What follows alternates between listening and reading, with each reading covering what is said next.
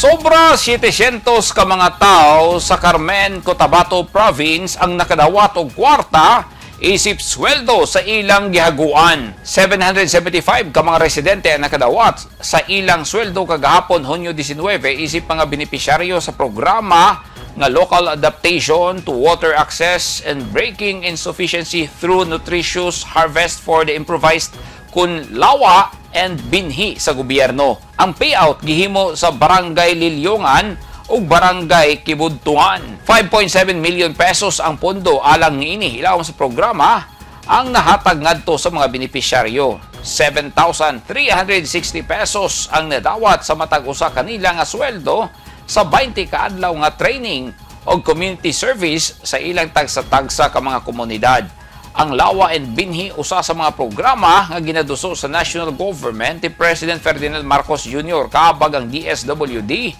nga naghatag og temporaryong panginabuhian sa mga lungsuranon. Ipailawom sila sa pagbansay o magpahigayon og serbisyo sa ilang komunidad nga dunay kalabutan sa construction of water facilities o food security nga kabahin sa mga lakang sa gobyerno aron matiman ang kinaiyahan.